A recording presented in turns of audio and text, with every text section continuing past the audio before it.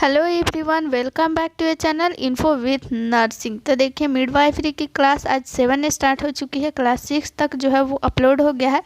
अगर आप लोग नहीं देखे हैं तो प्लेलिस्ट से जाकर देख लीजिए, या फिर डिस्क्रिप्शन में लिंक है, वहाँ से भी आप लोग जाकर देख सकते हैं। जितना भी क्लास होता है सारा का फ्री पीडीएफ जो है दिया जाता है आप लोग को टेलीग्राम चैनल पर। प्लस में जितना भी टेस्ट होता है वो भी फ्री में दिया जाता है टेलीग्राम चैनल पे। इसीलिए आप लोग जो है टेलीग्राम चैनल को जो है वो ज्वाइन कर लीजिए। वहाँ से आप लोग को ये पीडीएफ मिल जाएगा, जो कि जो है सभी इम्पोर्टेंट क्वेश्चन है। प्लस में उसमें जो है प्रीवियस ईयर क्वेश्चन इंक्लूड किया गया है, इसलिए ये जो है बहुत ही इम्पोर्टेंट हो गया है। तो चलिए क्लास को स्टार्ट करते हैं। देखिए, फर्स्ट क्वेश्चन है पीपीएच से रिलेटेड है। आप लोगों को पता है पीपीएच कितना इम्पोर्टेंट है, एग्ज़ाम से रिलेटेड बहुत ही इम्पोर्टेंट है। आप लोग इसके बारे में पूरा डिटेल से पढ़ के जाइएगा। तब तक हम आपको ये ऑप्शन के अकॉर्डिंग बता देते हैं, फिर इसको डिटेल में देखेंगे। ठीक है, पीपीएच से आप क्या समझते हैं? प्रसव पूर्व रक्तस्राव, प्रसव पश्चात रक्तस्राव, बच्चे का वजन सामान्य से कम होना, बच्चे का वजन सामान्य से अधिक होना। तो देखिए, राइट आंसर हो जाएगा ऑप्शन नंबर बी। देखिए, पीपीएच आप लोग इसका फुल फॉर्म याद कर लीजिए, फुल फॉर्म भी पूछ सकता है, पूछेगा। ठीक है, इम्पोर्टेंट क्वेश्चन है। देखिए, पी से क्या हो गया? पोस्ट, फिर एक और पी आ गया, इसका पी से क्या हो गया? Partum, PARTUM, post partum. और एच से हो जाएगा हीमोरेज, HAEMORRAGE, हीमोरेज। इसका आप लोग फुल फॉर्म जो है वो याद रखिएगा, पोस्ट पार्टम हीमोरेज एग्जाम में पूछता है। अगर इसको आप लोग जो है अगर फुल फॉर्म भी आप लोगों को याद रहेगा तो इससे भी आप लोग ये क्वेश्चन को टिक कर सकते थे। पोस्ट पार्टम, पोस्ट मतलब क्या होता है? बाद, यानी बाद का जो रक्तस्राव होता है उसी को जो है, प्रसव के बाद जो रक्तस्राव होता है उसी को पीपीएच बोलेंगे, ना कि पहले का। ठीक है, और फिर इसमें बच्चा ये सब आ गया तो ये तो गलत हो गया, क्योंकि ये जो है रक्तस्राव से रिलेटेड है। तो बात करते हैं कि आखिर कितना रक्तस्राव होता है तो उसको पीपीएच मानेंगे। देखिए, जब एक नॉर्मल डिलीवरी होता है तो उसमें जो है 700 ml से कम जो है वो रक्तस्राव होता है, 700 ml से कम। लेकिन इससे ज़्यादा अगर रक्तस्राव हो जाता है नॉर्मल डिलीवरी में 700 ml से, देखिए इसको याद रखिएगा। ठीक है, ये भी एग्जाम में पूछता है कितना ml नॉर्मल डिलीवरी में अधिक अगर जो है रक्तस्राव होगा तो उसको हम पीपीएच मानेंगे। तो नॉर्मल डिलीवरी में जो है 700 ml से अधिक अगर रक्तस्राव होता है तो उसको पीपीएच मानेंगे। लेकिन वही हम सिजेरियन की बात करें कि सिजेरियन में कितना ml से रक्तस्राव अधिक होगा तो हम इसको पीपीएच मानेंगे। तो 1 लीटर यानी 1000 ml, 1000 ml से अधिक अगर रक्तस्राव होता है किसमें? सिजेरियन में, तो उसको हम पीपीएच के कैटेगरी में रखते हैं। ठीक है, ये बात करते हैं पीपीएच जो है वो 2 तरह का होता है। एक प्राथमिक होता है, एक प्राथमिक, और दूसरा क्या होता है? माध्यमिक। देखिए, प्राथमिक पीपीएच जो है वो 24 घंटा के अंदर ही स्टार्ट हो जाता है। लेकिन वो माध्यमिक की बात करें तो इसमें जो है 4 से 6 दिनों के बाद हो सकता है। ठीक है, इसका देखिए बात करते हैं कि आखिर जो है पीपीएच क्यों होता है, इसका कारण क्या है पीपीएच का। तो देखिए, जब प्लेसेंटा जो होता है वो सही से नहीं सिकुड़ता है, जो सही से वो नहीं सिकुड़ेगा तो वो पीपीएच का जो है वो कारण बन सकता है। फर्स्ट कारण ये हो गया। दूसरा कारण ये हो गया कि यूट्रस का जो सर्विक्स है उस पर डिलीवरी के दौरान अगर अधिक दबाव पड़ जाता है तो भी पीपीएच का ये भी एक कारण बन सकता है। और ये तीसरा कारण ये भी हो सकता है कि योनि में जो है रक्त का अधिक होना, ये भी जो है पीपीएच का कारण बन सकता है। चौथा कारण ये भी हो सकता है कि गर्भाशय में यानी यूट्रस में रक्त जो वाहिकाएं होती है वो कभी कभी फट जाती है, तो इस कारण भी पीपीएच हो सकता है। ये 3-4 कारण आप लोग याद रखिएगा। ये कारण भी एग्जाम में पूछ सकता है कि पीपीएच जो है वो क्यों होता है। ठीक है, और कारण ये भी एक हो सकता है कि प्लेसेंटा का जो टुकड़ा है वो जो है यूट्रस में ही कभी कभी रह जाता है, वो अच्छा से साफ नहीं हो पाता है, तो वो भी एक पीपीएच का कारण बन जाता है। चलिए नेक्स्ट क्वेश्चन देख लेते हैं। दूसरा नंबर क्वेश्चन क्या कहता है, देखिए दूसरा नंबर क्वेश्चन आप लोग पढ़ लीजिए और इसका जो है आंसर आप लोग कमेंट में दीजिएगा क्या होगा, क्योंकि ये जो है इजी क्वेश्चन है प्लस में इम्पोर्टेंट है। निम्नलिखित में से बच्चों में हैजा का मुख्य कारण क्या है? अस्थियों का कमज़ोर हो जाना, शरीर पर चकत्ते पाए जाना, सांस के साथ सीने का अंदर धंस जाना, चावल के पानी जैसे पतले दस्त तथा उल्टी होना। तो इसका राइट आंसर देखिए, अस्थियों का कमज़ोर हो जाना, तो ये तो हैजा का कारण नहीं हो सकता है ना, क्योंकि अस्थि का कमज़ोर होना क्या कहलाता है? बच्चों में अस्थियों का कमज़ोर होना वो रिकेट्स रोग होता है। लेकिन वही जो है अगर बच्चों में नहीं बोल के वयस्क में बात करें तो वो हो जाता है ऑस्टियोमोलोसिस, उसको बोला जाता है। ठीक है, इसको याद रखिएगा, पूछेगा कि बच्चों में हड्डी का कमज़ोर होना किसे कहेंगे, कौन सा बीमारी हो जाएगा, और फिर वयस्क में जो है हड्डी का कमज़ोर होगा तो वो कौन सा बीमारी होगा। ठीक है, शरीर पर चकत्ते पाया जाना, तो ये एमआर या फिर और कारण भी बहुत सारा हो सकता है, तो ये इसका कारण नहीं होगा। सीने के सांस के साथ सीने का अंदर धंस जाना, ये भी इसका कारण नहीं होगा। चावल के पानी जैसा पतले दस्त होना और उल्टी होना, ये एक हैजा का बहुत ही प्रमुख कारण है, इसको आप लोग याद रखिएगा। देखिए ये क्वेश्चन भी एक इम्पॉर्टेंट है, आप लोग याद रखिएगा कि हैजा जो है किससे होता है।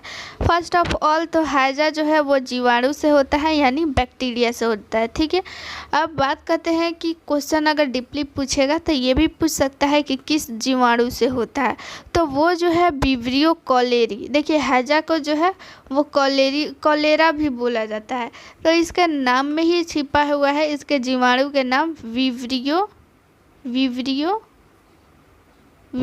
कॉलेरी,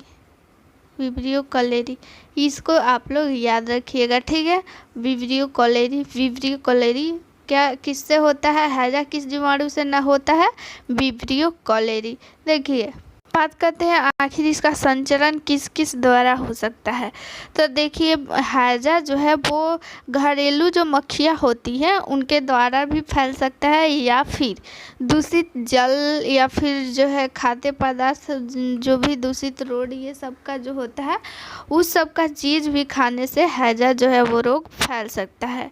इसका अगर उपचार की बात करें तो हैजा में क्या उपचार किया जा सकता है, तो देखिए हैजा में बहुत ज़्यादा जो है वोमिटिंग होता है और दस्त होता है, तो उसमें जो है वोमिटिंग और प्लस में दस्त जब होगा तो उसमें पानी की बहुत ज़्यादा ही कमी हो जाएगी, तो उसके लिए सबसे पहले ओआरएस उसको देंगे जिससे डिहाइड्रेशन से वो बच सके, उसको जो है पानी का कमी जो है वो पूरा हो सके, डिहाइड्रेट नहीं हो पाए। ओआरएस का देखिए फुल फॉर्म क्या होता है, ओआरएस का फुल फॉर्म भी पूछ सकता है, ओरल रिहाइड्रेशन सॉल्यूशन, यानी कि क्या विलयन हो गया। ठीक है, ये जो है ओआरएस में जो है किस चीज़ का कमी पूरा करता है, सोडियम क्लोराइड का। जब भी हम लोग को डिहाइड्रेशन होता है तो वो जो है उसमें हम लोगों को किस चीज़ का कमी हो जाता है, सोडियम क्लोराइड का कमी हो जाता है, तो वही कमी का ये जो है ओआरएस पूरा करता है।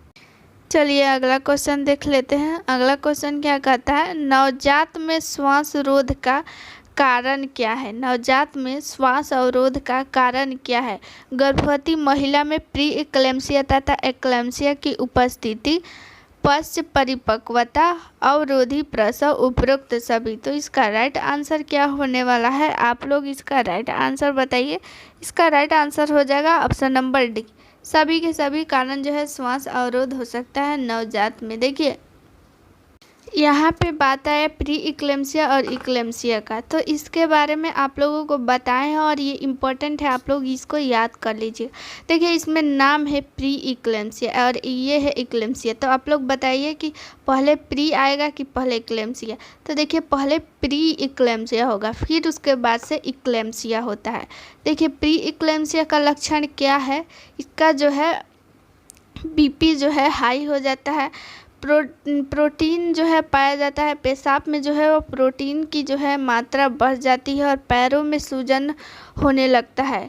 ये सब कारण जो है प्री इक्लेम्सिया का कारण है। और ये सब कारण के बावजूद अगर इसमें जो है जो भी गर्भवती महिला है तो वो सब कारण के दौरान अगर उसको दौरा भी पड़ने लगे, दौरा भी यानी झटका भी होने लगे, उसको झटका पड़ने लगे, तो वो जो है इक्लेम्सिया की कैटेगरी में आ जाता है। प्री इक्लेम्सिया में है जो कि बीपी हाई हो जाता है, पेशाब में प्रोटीन पाया जाता है और पैरों में सूजन होने लगता है। लेकिन इन सबों कारण के कारण इन सारा जो है लक्षण हो जाता है, ये सारा लक्षण जो है प्री इक्लेम्सिया में हो गया।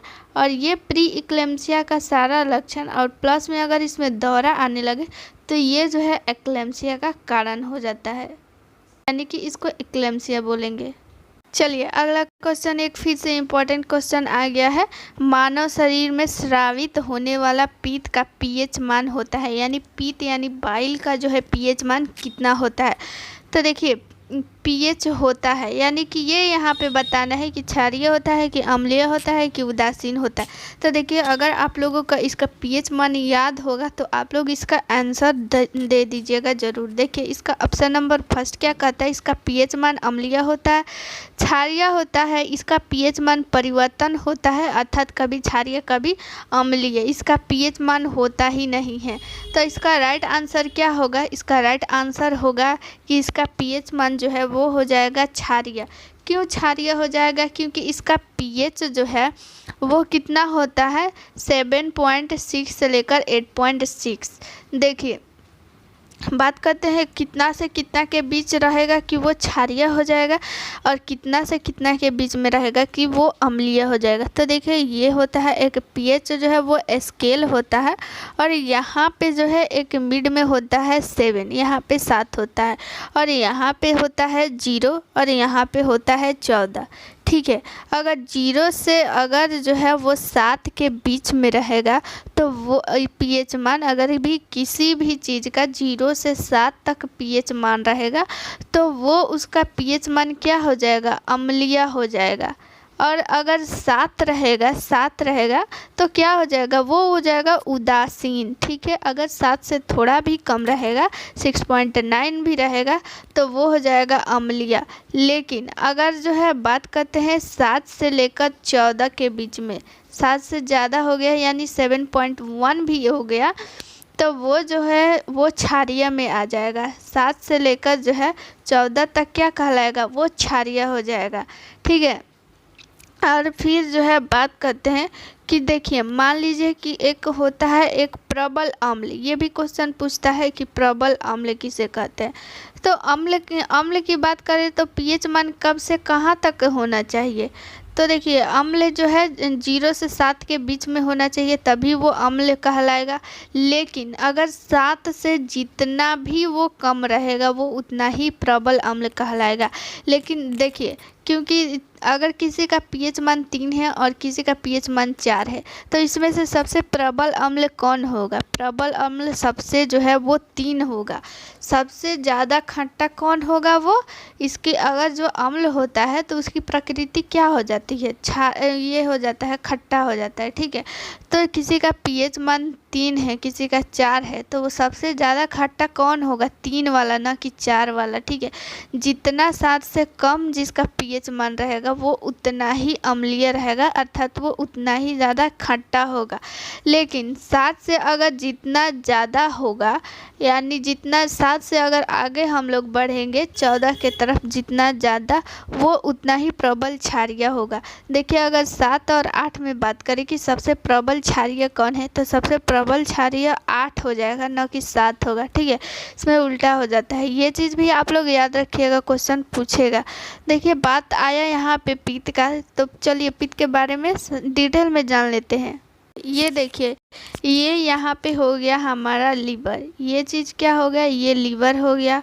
और बात करते हैं कि पित्ताशय की, आखिर पित्ताशय कौन है। तो यहाँ पे जो ये एक ग्रीन कलर का आप लोगों का दिख रहा होगा ये है आप लोगों का पित्ताशय। ठीक है, ये पित्ताशय हो गया, यानी कि इसको गल ब्लैडर बोलेंगे। और पित्त को क्या, और लीवर को यकृत को क्या बोलेंगे, लीवर बोलेंगे। ठीक है, देखिए इसका पीएच मान पित्त का जो है वो कितना हो जाएगा, 7.8 से 7.6 से 8.6। पित्त का अगर बात करते हैं कि स्राव कहाँ से होता है, तो पित्त का स्राव जो है वो लीवर से होता है। ठीक है, लेकिन अगर बात करते हैं कि ये इकट्ठा कहाँ कहाँ होता है, तो स्राव तो होता है लीवर से, लेकिन इकट्ठा किस में रहता है, वो रहता है ये पित्ताशय में, यहीं पे वो जो है इकट्ठा रहता है। लेकिन अगर डिटेल में क्वेश्चन पूछेगा तो ये भी पूछ सकता है जो है कि लीवर के किस कोशिका द्वारा स्राव होता है, तो लीवर के एक जो है हिपेरिन कोशिका होता है, उसी से जो है वो स्रावित होता है। देखिए इसका कलर भी पूछ सकता है कि पित्त का जो है कलर क्या हो सकता है, तो पित्त का कलर जो है हरा या फिर नीला हो सकता है, दोनों में से कोई एक जो है वो हो सकता है। पित्त का अगर बात करें कि पित्त का आखिर जो है प्रमुख कार्य क्या है, तो पित्त का कार्य जो सबसे प्रमुख है वो फैट का पाचन करना है, यानी वसा का पाचन करना इसका सबसे प्रमुख कार्य है। अगर पित्त का जो है क्वेश्चन ये भी पूछता है कि इसमें कौन कौन सा जो है वो धातु पाया जाता है, तो इसमें जो है जिंक पाया जाता है, कॉपर पाया जाता है और Hg यानी कि पारा पाया जाता है। ठीक है, ये चीज़ भी आप लोग याद रखिएगा, क्या क्या पाया जाता है, जिंक, कॉपर और फिर पारा यानी Hg। ठीक है, यहाँ पे आप लोग देखिए, यहाँ पे ये जो है सारा जो है पाचन तंत्र दिया हुआ है। चलिए अगला क्वेश्चन देख लेते हैं, 5 नंबर जल्दी जल्दी देख लेते हैं। चलिए, मनुष्य के मध्य कर्ण में अस्थियां का सही क्रम क्या है, यानी देखिए सबसे पहले आप लोग इसका कमेंट में आंसर दीजिए, तब तक हम इसका जो है वो आंसर बता देते हैं। देखिए अस्थि में जो है वो 3 हड्डी अस्थि में मध्य जो है कर्ण में जो है वो जो है 3 हड्डी पाई जाती है। क्या क्या हड्डी, मैलियस, इनकस और स्टेपिस। इसका याद करने का सबसे जो है अच्छा तरीका है मिस, इसको याद कर लीजिए मिस, मैलियस, इनकस और स्टेपिस, मैलियस, इनकस और स्टेपिस, मैलियस, इनकस, स्टेपिस। ठीक है, सबसे पहले जो है वो मैलियस पाया जाता है, उसके बाद इनकस, उसके बाद स्टेपिस। ये तीनों हड्डियाँ जो है क्रम वाइज ऐसे ही आप लोग याद कर लीजिए, क्रम वाइज ही पूछता है। देखिए ये जो है कान का फिगर है और ये कान का जो है फिगर है, और ये जो है ये मध्य कर्ण है, ये मध्य कर्ण में ही ये जो है तीनों हड्डियां पाए जाते हैं। और स्टेपिस जो हड्डी होती है वो शरीर की सबसे छोटी हड्डी होती है जो कि कान में पाया जाता है। चलिए अगला क्वेश्चन देख लेते हैं। 6 नंबर क्वेश्चन क्या कहता है कि स्टेथोस्कोप जो है वो ध्वनि के किस सिद्धांत पे कार्य करता है, परावर्तन, अपवर्तन, विवर्तन और ध्रुवण। तो ये जो है ये परावर्तन के सिद्धांत पे कार्य करता है, इसको आप लोग याद रख लीजिएगा। स्टेथोस्कोप का बात करते हैं कि स्टेथोस्कोप जो है वो किस काम में आता है, तो स्टेथोस्कोप जो है वो जो है हृदय की गति जो है सुनने में मदद करता है, यानी हार्ट की गति सुनने में मदद करते हैं। और बात करते हैं कि जो है रक्त का जो है दाब, रक्त दाब किससे मापा जाता है, वो तो मतलब रक्त दाब जो है वो किससे मापा जाता है, आप लोग बताइए। तो रक्त दाब जो है स्फिग्नोमैनोमीटर, आप लोग इसको याद रखिएगा। स्फिग्नोमैनोमीटर जो बीपी मशीन आप लोग देखे होंगे वो उसी का नाम है स्फिग्नोमैनोमीटर, इसी से जो है वो रक्त दाब मापा जाता है। चलिए अगला क्वेश्चन देख लेते हैं। 8 नंबर क्वेश्चन जो है वो क्या कहता है, स्टेथोस्कोप, फिर से वही क्वेश्चन आ गया, इसको छोड़ देते हैं। चलिए अगला क्वेश्चन आ गया, निम्न में से पैथोलॉजी जो है पीलिया का लक्षण शामिल है, यानी पैथोलॉजी पीलिया का जो है लक्षण जो है वो कौन सा है, वह जन्म के दूसरे या तीसरे दिन उत्पन्न होता है या जन्म के 24 घंटे के अंदर ही उत्पन्न हो जाता है। इसमें अधिकतम सीरम बिलीरुबिन स्तर 15 ग्राम पर DL हो जाता है। इस प्रकार का पीलिया प्रायः नवजात में होता है, नवजात के लिए नुकसानदायक नहीं होता है दिया है। इसका राइट आंसर हो जाएगा ऑप्शन नंबर बी, यानी पैथोलॉजी पीलिया जो है वो 24 घंटे के अंदर ही उत्पन्न हो जाता है। देखिए बात आया यहाँ पे पीलिया का, तो पीलिया, पैथोलॉजी पीलिया और पीलिया 2 प्रकार का होता है, पैथोलॉजी और फिजियोलॉजिकल। फिजियोलॉजिकल को हिंदी में लिखता है कार्किक, कार्किक भी लिख देता है, इसको आप लोग याद रखिएगा। ये दोनों पीलिया जो है वो बच्चों में होता है, कार्किक पीलिया, और फिर जो है पैथोलॉजिकल को जो है रोगजनक पीलिया भी लिखता है हिंदी में। तो देखिए ये पीलिया जो है वो बच्चों में होता है। तो आया बात जो है पीलिया का, तो पीलिया क्यों होता है? तो देखिए ब्लड में जो है बिलीरुबिन की जो है सांद्रता अधिक हो जाता है, इसी को पीलिया बोलते हैं।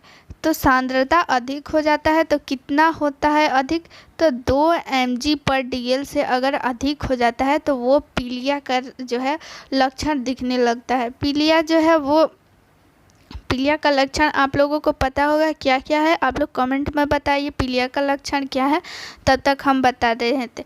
देखिए आँख का जो एस्क्लेरा होता है, देखिए ये रहा आँख, और ये आँख का एस्क्लेरा, ये वाइट वाला जो पार्ट दिखाई दे रहा है ये जो है एस्क्लेरा है, यही भाग जो है पीला होता है।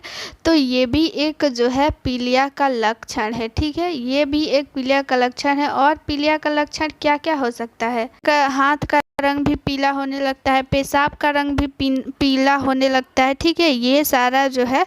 और जो है यूरिन कलर जो है पहले थोड़ा हल्का पीला होता है, लेकिन वो जब पीलिया हो जाएगा तो वो ज़्यादा ही कुछ पीला हो जाएगा, डार्क येलो हो जाएगा, ठीक है। वीकनेस आ जाता है, चिड़चिड़ापन, भूख नहीं लगता है, ये सारा जो है वो पीलिया का लक्षण है। तो देखिए 2 प्रकार का जो है बच्चों में पीलिया हो गया, एक फिजियोलॉजिकल, एक पैथोलॉजिकल। तो फिजियोलॉजिकल जो है वो 2 से 3 दिन में प्रकट होता है, 2 से 3 दिन में प्रकट होने लगता है। और जो पैथोलॉजिकल है वो जो है 24 घंटे के अंदर में ही प्रकट होने लगता है। तो इसको जो है जो 24 घंटे के प्रथम 24 घंटे में प्रकट हो गया तो वो पैथोलॉजिकल हो गया। लेकिन अगर 2 से 3 दिन में जो जॉन्डिस दिखता है तो उसको क्या बोलेंगे? उसको बोलेंगे हम लोग फिजियोलॉजिकल, ठीक है। रक्त में बिलीरुबिन की अगर बात करते हैं कि सामान्य जो है वो कितना होता है, 0.1 से 0.8 तक, इसका जो है क्या होता है mg/dl, यानी 0.1 से 0.8 mg/dl इसका सामान्य जो है वो जो है बिलीरुबिन की मात्रा हो गया। देखिए बात करते हैं कि बच्चों में आखिर ज़्यादातर पीलिया क्यों होता है? पीलिया जो है क्यों होता है? रक्त में बिलीरुबिन की मात्रा बढ़ जाता है, अभी बताएं। तो बिलीरुबिन आखिर जो है वो आया कहाँ से? तो देखिए आरबीसी जो टूटता है हमारे बॉडी में, जो एक जो वयस्क जो है मनुष्य होते हैं उनका जो है आरबीसी टूटने में कितना दिन लग जाता है? 120 दिन में वो टूटता है। लेकिन वही जो है नवजात जो होता है शिशु, उन लोग में बहुत जल्दी ही टूट जाता है, यानी आधे समय में 60 से जो है 80 के दिन के बीच में वो आरबीसी जो है वो टूटने लगता है। तो देखिए इनमें जो है आरबीसी यानी कि ज़्यादा मात्रा में 120 में जो हम लोग का एक आरबीसी मान लीजिए टूटा, तो इन लोगों का 60 दिन में ही एक आरबीसी टूट गया, यानी 120 दिन होते होते इन लोग का 2, यानी डबल हो गया इन लोग का।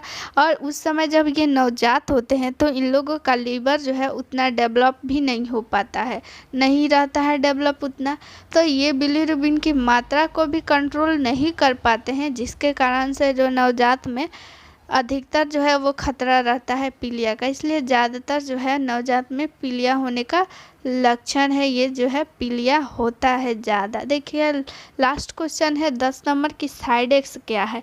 एक रासायनिक विसंक्रामक, गर्भ निरोधक साधन, रोग प्रतिरोधकता का प्रकार है, वैक्सीन का एक प्रकार है। तो साइड इफेक्ट्स जो है एक प्रकार का जो है वो रासायनिक पदार्थ है। तो चलिए यहाँ पे ये 10 क्वेश्चन खत्म हो गया। आप लोग को पता है ये 10 क्वेश्चन जो है वो 10 क्वेश्चन नहीं है, इसके रिलेटेड जो है कितना क्वेश्चन रहता है आप लोगों को पता ही होगा। तो आप लोगों को अगर ये वीडियो अच्छा होगा तो ज़रूर लगा होगा तो ज़रूर से ज़रूर उसको शेयर कीजिएगा, ठीक है। और मिलते हैं नेक्स्ट वीडियो में। थैंक यू, जय हिंद।